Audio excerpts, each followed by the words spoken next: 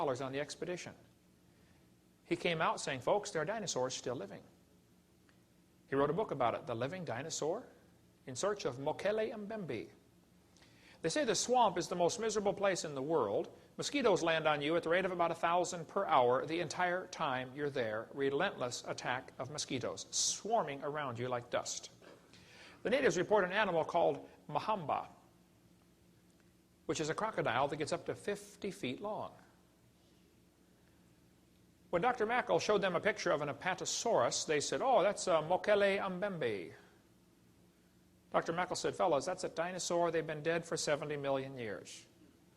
And the natives said, we're sorry, we didn't know about that. See, we've never been to America to learn about evolution. All we know is we see them out there in the swamp once in a while. Now, they're not very big. They're about 20 feet long, nose to tail. It's a lot smaller than the fossils we find of them, but they're still the same kind of creature, a dinosaur. The natives report that these animals live underwater. They are very rarely seen. Even the folks who live there very rarely see them because they're active at night, and the natives do not go out at night. They're scared enough to go out in the daytime in that swamp over there. But these animals are active at night, generally, though sometimes they're seen early in the morning. They live underwater. They stick their necks out and get plants along the side of the river called the molombo plant. That seems to be their favorite food. Here's a picture of Dr. Mackel showing a dinosaur footprint where they came out of the water on shore to get more of these molombo plants. Missionary Eugene Thomas was in the swamp for 42 years. Here's his phone number in Ohio. He's retired now. He said he had 2 pygmies in his church that helped kill and eat one of these creatures in the late 50s. Dinosaurs still alive? Marcelina Agnagna is a biologist from the Congo. He went into the swamp and said, man, I saw one myself, and there's what it looked like. He drew a sketch on the chalkboard. Dinosaur still alive. There have been many reports in this swamp of people sighting these creatures. There's a World Explorer magazine that has a lot of articles about people who go into the swamp to see dinosaurs still living. They say the humidity is terrible, and most of your equipment will be destroyed very quickly by the high humidity. It's very difficult. It's hard enough just to survive going through the swamp. I mean, there are no highways anywhere and no 911. Well, you can call, but nobody's going to answer. They say you can average about 1 mile per hour traveling through this swamp. If I told you you had to survey the entire state of Arkansas at 1 mile per hour, you better bring a lunch. You're going to be there a while. They describe this creature as having a long neck and a small head. Apatosaurus. One group got an audio tape of it making a roaring sound, sort of like a gecko lizard makes when its skin flaps out on its throat, and it flaps back. They got 5 minutes of this roaring sound. I've got a tape of it at home somewhere. I haven't been able to locate it for a while. But here's an article from the Boston Herald about people going to the African swamp to look for a living dinosaur. There have been just many, many expeditions into there. Cryptozoology.st is a website about creatures still living. The natives say these animals live in caves or underwater, and they're very rarely seen. You get to see them maybe once in a while. William Gibbons has been to the swamp 4 times. He and I wrote this book together, Claws, Jaws, and Dinosaurs, a book for junior high age about dinosaurs still living. Interesting. He said in one swamp they call it Lakila Mbembe. Here's what William Gibbons said. According to our guide, Pierre Sima, we were the first white men to actually penetrate the forest and swamps bordering the Bumba River. Our informants, almost all of them Baka pygmies, with the exception of one elderly Muslim Cameroonian, are perfectly familiar with all the known and unknown animals of the forest and swamps. While they do not regard Lokela Mbembe as being an unusual animal, they do fear the creature because of its ferocity in attacking hippos, elephants, and even crocodiles. The animal appears to be completely intolerant of any other large creature that shares the river and controls large stretches of the river, particularly those areas where its food supply is present. And call William Gibbons. He's been there 4 times.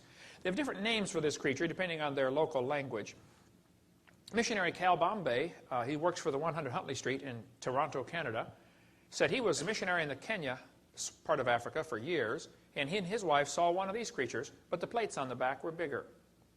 Down in the Amazon jungle in South America, they've got a huge swamp down there. Amazon jungle is known, of course, for its high humidity and tremendous plant growth. Back in 1907, Colonel Fawcett from the British Army went down there to survey the boundary between Peru and Brazil. He was an officer in the Royal Engineers, and everybody said he's a meticulous recorder of facts. He went to the Benny swamps and reported sighting a Diplodocus. This is 1907, not 70 million years ago. The natives said, oh yeah, that's the creature that lives out in the swamp. You know, don't go near him. His son, Brian Fawcett, made pictures, a sketch here, of the footprints that they found on the side of the river. Large, three-toed, saurian, dinosaur footprints. Could there be some still around? In 1883, this article appeared in Scientific American, before they started censoring out anything that goes against the evolution theory. Here's the article from 1883.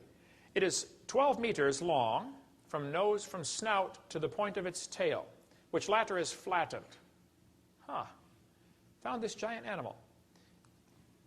Here's the article, Scientific American. It said the Brazilian ministers at La Paz, Bolivia, had remitted to the Minister of Foreign Affairs in Rio photographs of drawings of an extraordinary saurian killed on the Beni after receiving 36 balls. By order of the President of Bolivia, the dried body, which had been preserved in Asuncion, was sent to La Paz. It's 12 meters long from snout to the point of the tail, which latter is flattened, besides the anterior head. Describes the creature here. The heads look like a dog. They said it had three, looked like formed heads. Nobody knew for sure what they meant by that, but that's maybe in translation. They said the legs and belly and lower part of the throat appeared defended by a kind of scale armor, and all the back is protected by a still thicker and double cuirass, starting from behind the ears of the anterior head and continuing to the tail. The neck is long and the belly large and almost dragging on the ground. Professor Gilvetti, who examined the beast, thinks it is not a monster, but a member of a rare and almost lost species, as the Indians in some parts of Bolivia use small earthen vases of identical shape and probably copied from nature. Dinosaurs still alive? Snakes down there get pretty big, I know that. Here's a picture of a snake that swallowed a native who fell asleep on the job. Snakes get pretty big too, folks, you know. Colonel Fawcett reported he shot and killed a 62-foot anaconda snake. That's a big snake. The natives said, Colonel, you should see the big ones. In 1933, the officials from the Brazil-Colombia Boundary Commission killed a 98-foot snake, 2 feet in diameter. The snake weighed 2 tons. That's a big snake. A cook from the hotel in Amazon jungle said he saw a 100-foot snake which the military had hunted down and killed after it had eaten 2 soldiers. The snake's head was 2 feet long. That's a good-sized snake. In 1948, this picture was taken, published in 1949, but of a giant snake floating down the Amazon River. Nobody poked it to see if it was alive, but they claimed it was 150 feet long. Of course, tough to tell, something floating in the river, but that's still a pretty good-sized snake. One of my former students was a missionary down there in Brazil. He said, Brother Hovind, where we're at, in the middle part of Brazil, the Amazon River is 9 miles wide. That's a big river. There's a lake up in Scotland called Loch Ness. Has anybody ever heard of Loch Ness before? Many folks claim they have seen the Loch Ness Monster. Loch Ness is 24 miles long, 1.5 miles wide, and nearly 1,000 feet deep in places. A very deep lake. In 1933, they took dynamite and blasted the rocks away to make a roadbed on the side of the mountain. Now, before 1933, if you wanted to see Loch Ness, you had to climb up the mountain and go down the other side, or start at the river and go 7 miles upriver to get into the lake. Very sparsely populated. So in 1933, they put this highway along the edge of the lake. Right away, folks began reporting the Loch Ness Monster. It had been seen before that numerous times and reported, but everybody thought it's just a local legend. You know, these guys are drinking too much whiskey or something. In 1933, the first year the road was done, there were 52 separate sightings of the Loch Ness Monster. This author said there have been 9,000 reported sightings of the Loch Ness Monster. Today it's over 11,000. This book was written back in the 60s. Of the 11,000 sightings, no doubt some are hoaxes and frauds. Okay, I wouldn't question that. I don't say they're all legitimate. But some very reputable folks claim they have seen the Loch Ness Monster. People like Sir Peter Scott, a member of Parliament. He says, I've seen it. He said, I think it's a plesiosaurus. They've got a website, lochness.co.uk. A plesiosaur is a long-necked swimming dinosaur. I've got one on the table right here. That is what the plesiosaur is supposed to look like. Almost everyone that sees Nessie says it's a plesiosaur. I've read probably 250 books just about Loch Ness and Loch Ness Monster. This one author said, others insist Nessie must be a plesiosaur. There's one thing wrong with this theory. Plesiosaurs became extinct 70 million years ago. Now, hold on a minute. Do you see how his training in school has crippled him to doing research? The evolution theory is a great hindrance to intelligent research. It's not a help. It's a hindrance. And if scientists were allowed to do research without being shackled by that dumb theory, I think we'd be much further ahead in science. A lot of things are being hindered by that silly theory.